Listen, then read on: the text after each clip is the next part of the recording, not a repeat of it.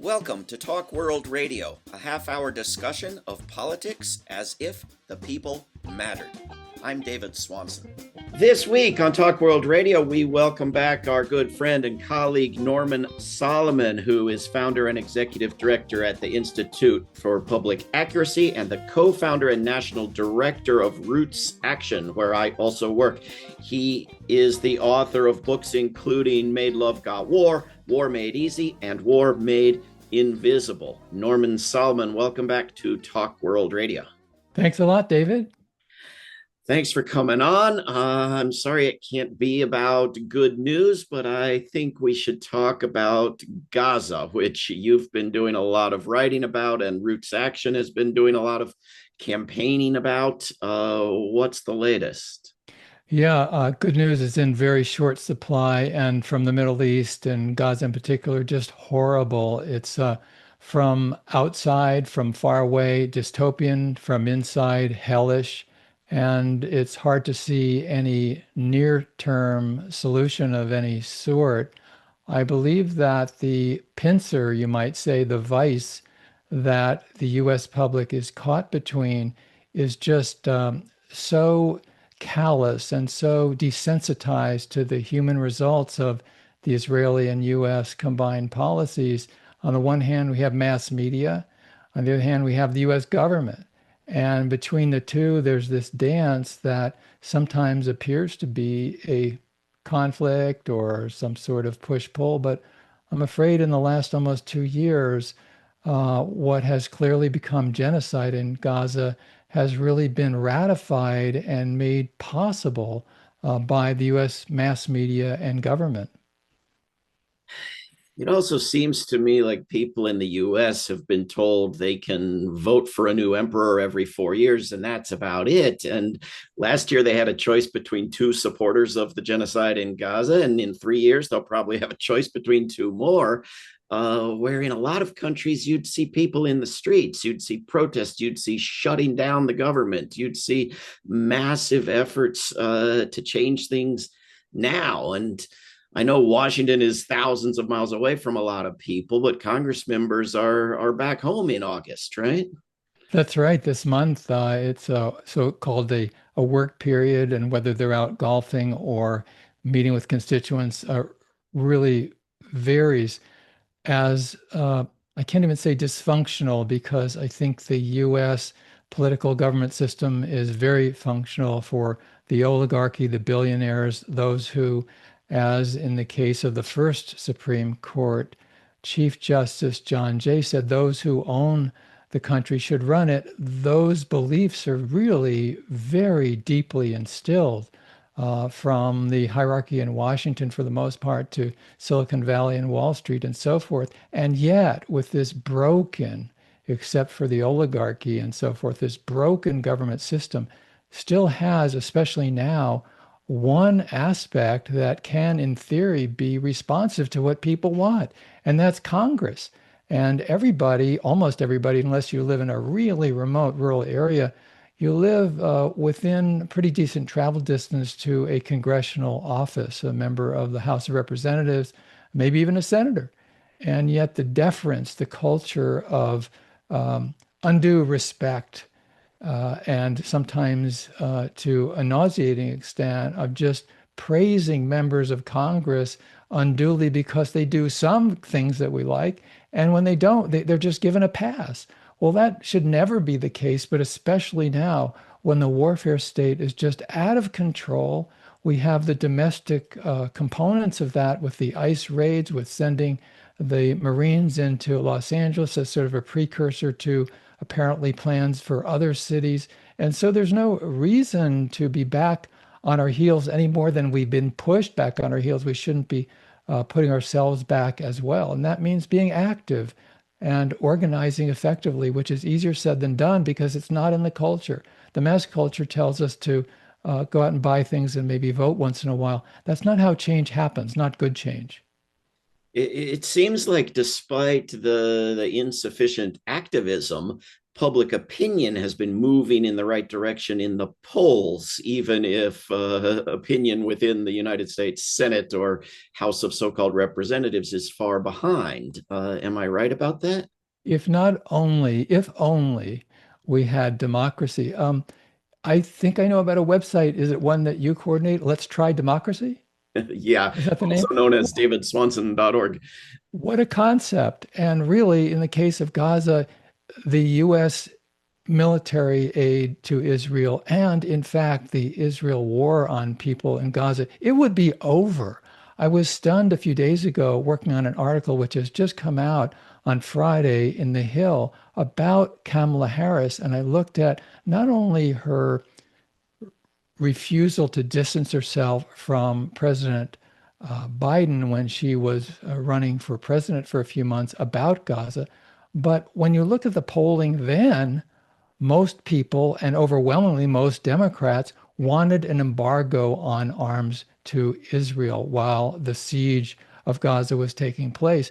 What really stunned me even more was looking at a Gallup poll released just a few days ago, and the percentage of Democrats who approve of what Israel is doing militarily in Gaza, 8%. Can you imagine? Only 8% of Democrats in this country approve of what Israel is doing. And yet we have not only Kamala Harris continuing to this day refusing to challenge what Israel's doing, but even though there's been progress in Congress, we still have the overwhelming majority of the members of the House and Senate and a strong minority now, as of a vote a few days ago, of Democrats in the Senate refusing to challenge this arms aid to Israel. But we have just an overall political culture, and you can see it by the actions and inactions of Congress, just letting this continue, enabling this to continue. And whether it's Biden or whether it's now Trump, the president has just continued to send basically all the weapons that the Israeli government wants to continue basically to murder people, murder civilians in Gaza. I think Norman Solomon, that Gallup poll, tell me if I'm wrong, overall support for more weapons was at 32%, which you have to wonder at almost a third of a supposedly educated country favoring a genocide a couple years in, but still, the support in the U.S. Senate in at least one of the two votes that Senator Sanders forced recently was 70%. 70 senators voting for more weapons to Israel, right? So the progress is, it's part full, part empty, depends on how one is going to look at it philosophically or politically. The improvement is there. It's been getting better and better, and it's so far from where it needs to be. I know one of the senators who has spoken out lately in the last year or so and was among the 19 who at the end of last year voted to cut off some weapons, did so a few days ago. Senator Chris Von Hollen from uh, Maryland. Yes, these are, it's we're grading on a curve to some degree, and so yes, Van Hollen has spoken out well. He's gone to the border between Gaza and Egypt many months ago, and what I wrote about in my book War Made Invisible in the afterword about the war on Gaza in the paperback edition was including about Van Hollen as an example because it was last February last year when Van Hollen gave an impassioned speech on the Senate floor. He had just come back from Gaza, and he said, and this is way back a long time ago, given that the refusal to allow food into Gaza was using food as a weapon of war, which is a huge war crime, he said point blank on the Senate floor, the top officials of the Israeli government are war criminals, which you usually don't hear on the floor of the Senate about the leaders of a country that is a close U.S. ally. In fact, since World War II, Israel has gotten more military aid than any other country on the planet. And yet, Senator Van Hollen made that statement. And then a few hours later, he voted for more weapons for Israel. So go figure. Well, I figure they're trying to have it both ways, some of these people.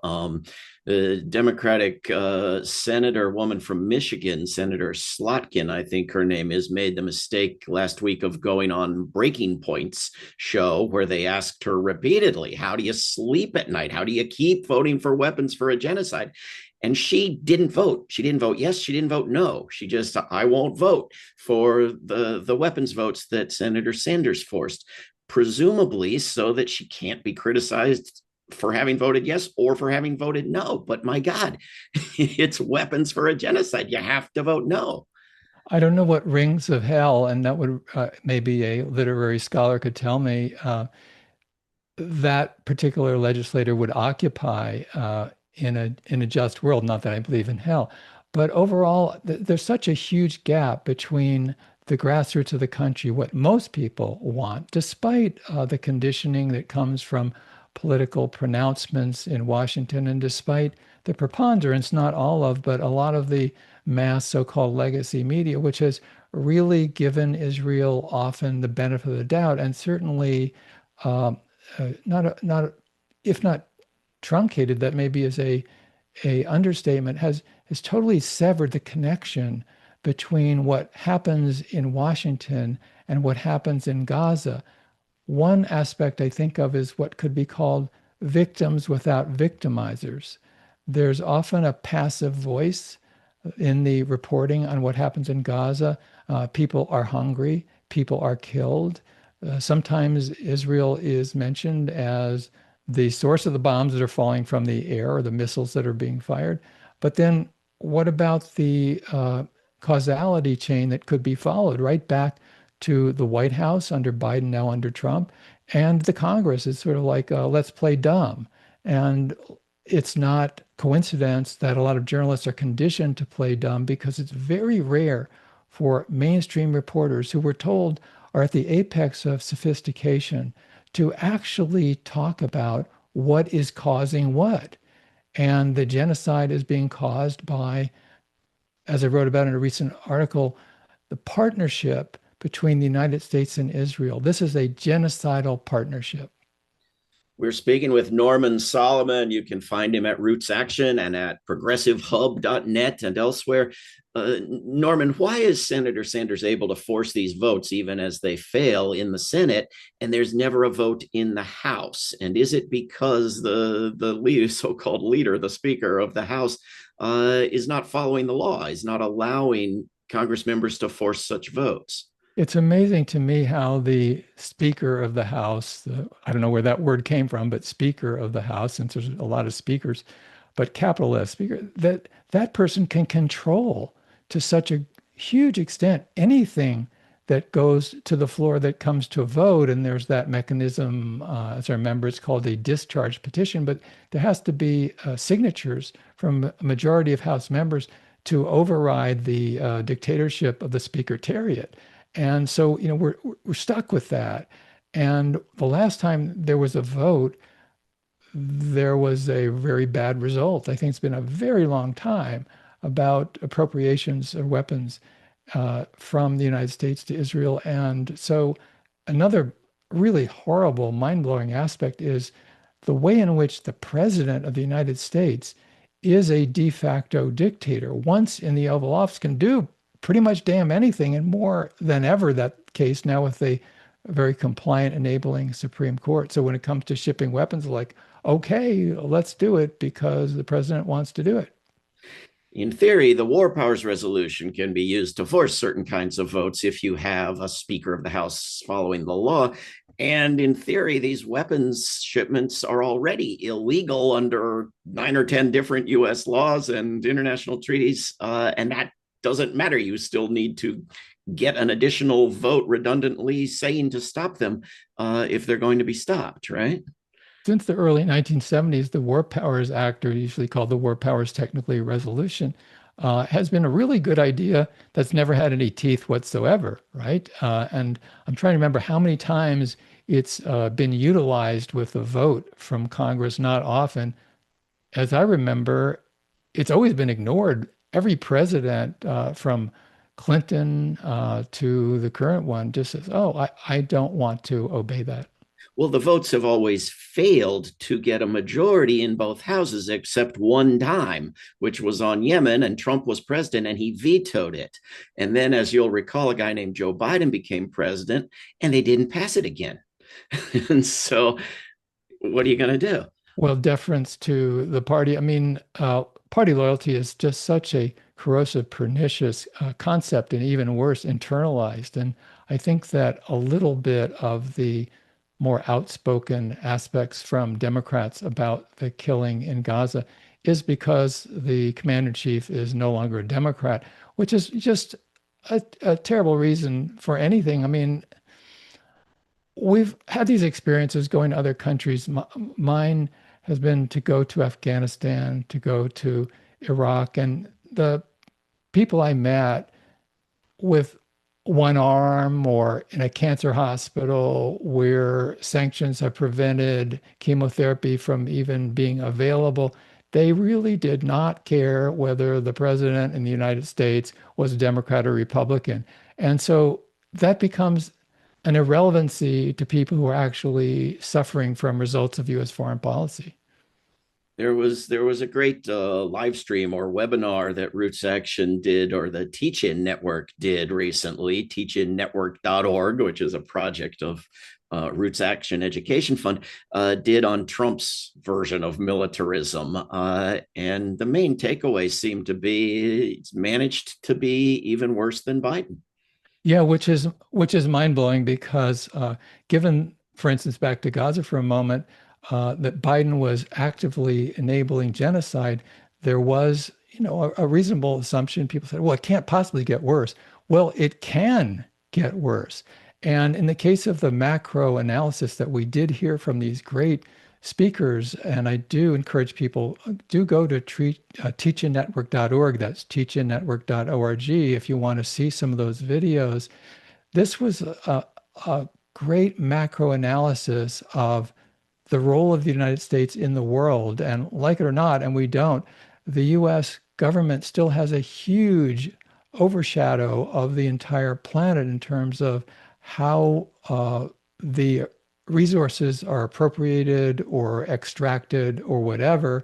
There's the reality that the US spending on the military, and we should not call it defense spending, US spending on the military is more than the next 9 or 10 countries combined, and most of them are allies. And then when we compare where US foreign policy has gone, the more happy face rhetoric that the Biden administration put on its militarism has been supplanted and replaced with more flagrant rhetoric about we run the show, we run the world, and we should work our will on the world because we're the biggest and more powerful, most powerful ones on the global block. And so all this stuff about Greenland and take back the Panama Canal, it's just a more overt attitude that U.S. supremacy should rule. The rules-based order. We make the rules, we break the rules. And I wouldn't totally conflate the foreign policies because the Trump foreign policy is even worse than the Biden foreign policy.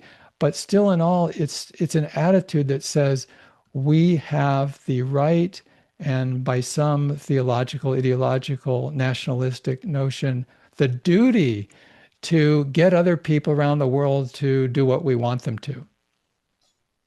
Yeah, I like to say the U.S. military spending is as much as 190 some countries combined if you take them from the bottom of the list, because it's only a handful near the top that spend even a significant fraction of what the United States spends. Yeah, absolutely. And we wouldn't want to like line up as children, some of us had the toy soldiers and who's going to win and all of that.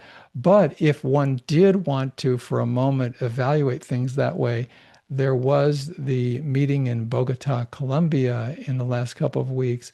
It was called the The Hague Gaza Group, I think. Was that it? The Hague Gaza. Group. Yes, I, yes. I think it was called the Hague Group, even Oh, though right. That's right. The Hague Group. And so there was some push from some organizers and activists that the Hague Group should decide that those 25 or so countries who were to some degree committed to that configuration should get together and do a military intervention against Israel to free people in Gaza, which at first glance might sound like a good idea. And then you look at the list of the countries, and it's almost like a mouse that roared scenario. I mean, let's face it, Israel is the dominant military power in the entire Middle East region, largely because of the development intentionally in alliance with the United States. But at this point, even if the US didn't exist, the Air Force and the power militarily of Israel is just so huge and has been put to use by bombing and strafing almost every country in the Middle East. I don't think they've gotten around to attacking Saudi Arabia for obvious reasons, but almost every other country at one point or another, Israel has been, or U.S. and Israel have been doing. So I think the takeaway is there's not a military solution, and the more that we're encouraged to think that there is, the less we have any creative brain power to figure out how to get out of these horrors. I do think they might have run out of bombs long since, if not for the United States. Oh, for sure. I think 70% of Israel's weaponry has continued to come from the US. People, we talked about public opinion. If people could only get to vote, if we only had a democracy, occasionally they get to vote on something that's at least partially related. And people in New York got to vote in a primary for a mayor where his opponents had made the big issue, accusing him of anti-Semitism for opposing genocide. And the results, I think, are very, very encouraging, even if there are all kinds of other factors at play, and I think might have been different 6 months or a year earlier. What's your analysis? Well, I agree with that. There's a really important trend line that has never come from Washington, never come from the mass media, and that is the grassroots. That's why the Mamdani victory in the primary was so shocking, especially to the establishment mass media, because at the grassroots, because of not the technology of social media, but the way in which people have chosen to use social media and other ways to organize, there's been a realization that the militarism is destructive, that Israel has been running a scam by equating its government with the Jewish religion and, quote, the Jewish people. And when we expose it as the scam that it is, then it opens up a lot of possibilities, not only with understanding. I know that the information that people have is so crucial. The 100 Years of War Against Palestine, for instance, a brilliant book that many people, that I learned a lot from, for instance, is one that is an example of how when we learn things, we can demystify the political propaganda system. And I guess what I'm getting to is that that enables us to take action both in terms of organizing grassroots movements and so forth, and also politically. So the mayoral race in New York City is an example of that. And I think around the country, where the potential is there. I mean, we shouldn't depend on elections, but at the same time, we should utilize them as, so to speak, one of the arrows in the quiver. And I think that's going to be very important.